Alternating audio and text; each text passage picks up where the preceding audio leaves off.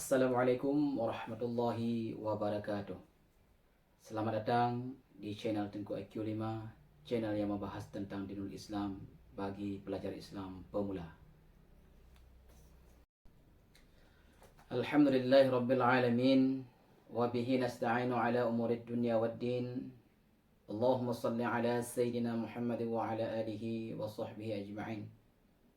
Subhanaka la ilma lana illa ma 'allamtana innaka antal alimul hakim. La haula wala quwwata illa billahil aliyyil azim. Sahabat Tengku yang dirahmati oleh Allah Subhanahu wa taala, pada kesempatan yang mulia ini kita akan mempelajari kembali tentang kaifiat beriman kepada qada dan qadar. Yang mana qada dan qadar ini merupakan salah satu yang wajib diimani oleh setiap muslim dan setiap mukmin. Kita akan membacakan sebuah kitab yang berjudul Mirqatul Mafatih, yaitu sebuah kitab yang dikarang oleh Al-Imam Mulla Ali Qari.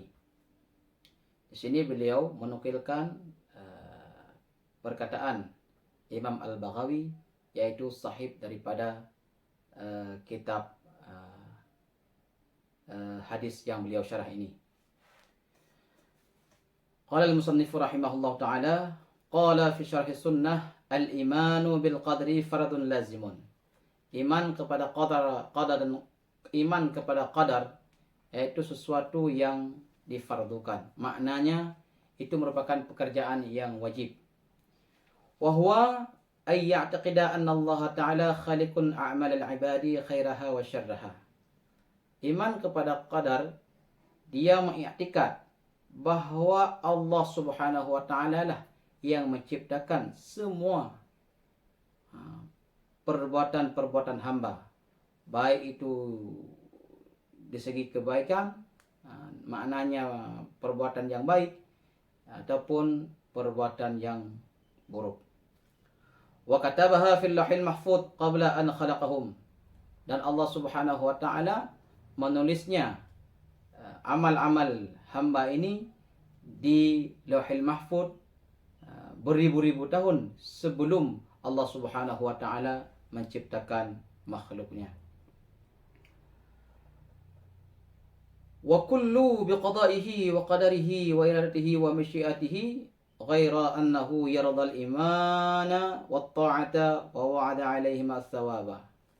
Semua yang ada di alam ini, makna alam adalah yang bukan Allah Subhanahu wa taala, itu sudah termaktub dengan qada Allah Subhanahu wa taala dan dengan iradah Allah Subhanahu wa taala dan masyiahnya Allah Subhanahu wa taala. Kecuali Allah Subhanahu wa taala meridhakan iman dan taat dan menjanjikan bagi iman dan taat itu pahala yang besar. Dan Allah Subhanahu wa taala wala yardal kufra wal ma'siyata wa au'ada 'alaihim al-iqaba. Dan Allah Subhanahu wa taala tidak meridai kufur dan maksiat dan menjanjikan ataupun memberikan kepada kufur dan maksiat itu ganjaran ataupun azab. Sini teman-teman yang dirahmati oleh Allah Subhanahu wa taala, kita dapat memahami melalui ibarat ini semua yang ada di dunia ini itu sudah terdahulu dalam qadar Allah Subhanahu wa taala. Baik itu yang buruk maupun yang jahat. Baik itu taat ataupun maksiat. Yang oleh Allah Subhanahu wa taala telah menulisnya di Lauh Mahfuz. Dan Allah Subhanahu wa taala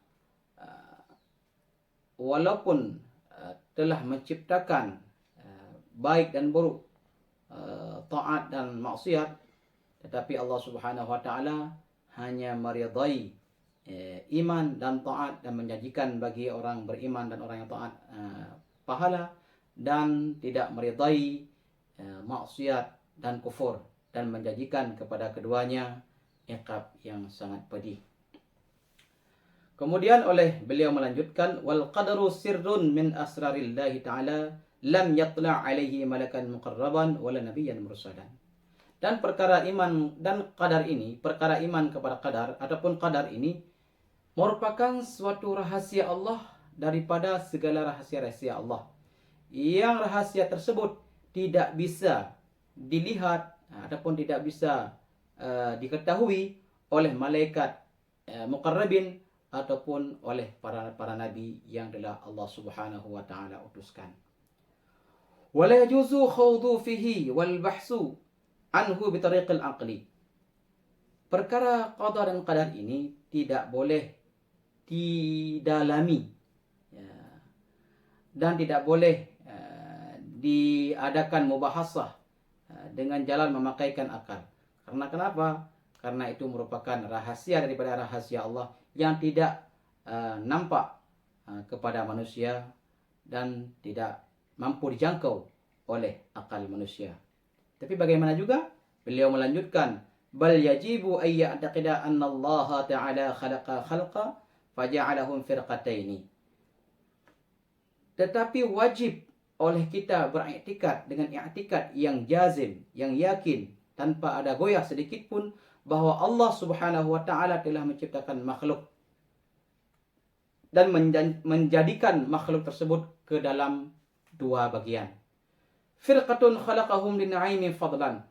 Ada sebagian daripada makhluk yang Allah ciptakan, yakni manusia, untuk diberi oleh Allah Subhanahu wa taala nikmat, yakni iman dan taat, karena itu merupakan karunia daripada Allah Subhanahu wa taala.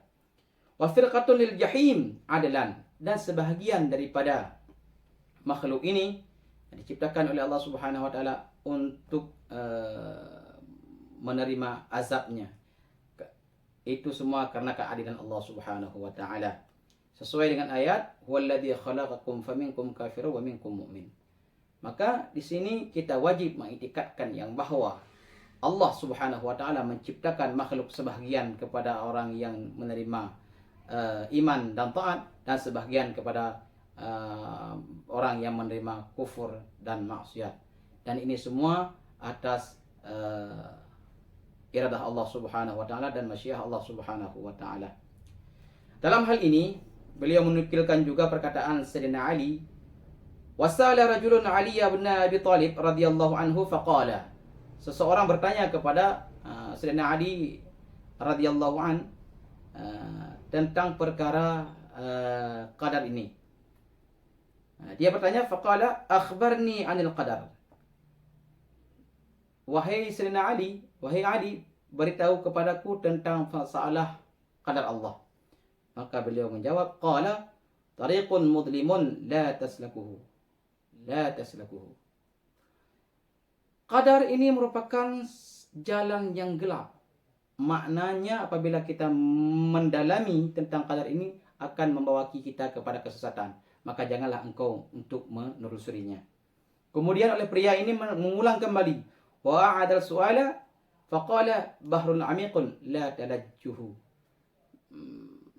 Wahai Ali, kabarkan kepadaku bagaimana kaifiat tentang qadar. Maka Sayyidina Ali menjawab, bahrun amiqun. Qadar itu merupakan laut yang sangat dalam. Maka janganlah engkau memaksa diri untuk menyelam. Karena kenapa? Bisa jadi engkau binasa. Fa'ada su'ala. Kemudian oleh pria ini mengulangi kembali pertanyaannya. Faqala sirrun qad khafiya alaika fala tufattishuhu. Sayyidina Ali menjawab, qadar itu merupakan rahasia Allah yang sungguh telah tersembunyi di atas engkau, maka janganlah engkau selidikinya. Di sini dari perkataan Sayyidina Ali ini kita dapat memahami yang bahwa membahas tentang perkara qadar ini merupakan sesuatu yang rumit, dan bahkan oleh Sayyidina Ali ini melarang untuk membicarakan tentang qadar. Hanya oleh kita manusia mengimani dengan iman yang kuat bahwa setiap sesuatu di alam ini telah ditentukan oleh qadar dan qada Allah Subhanahu wa taala. Demikianlah pada kesempatan yang mulia ini, mudah-mudahan teman-teman sekalian, sahabat yang dirahmati oleh Allah Subhanahu wa taala, jangan pernah goyah tentang qadar dan qadar ini, dan kita wajib mengimaninya dan selalu memohon kepada Allah Subhanahu wa taala agar kita dimatikan dalam keadaan husnul khatimah. Wallahu a'lam bissawab wa ilaihil marji wal ma'ab.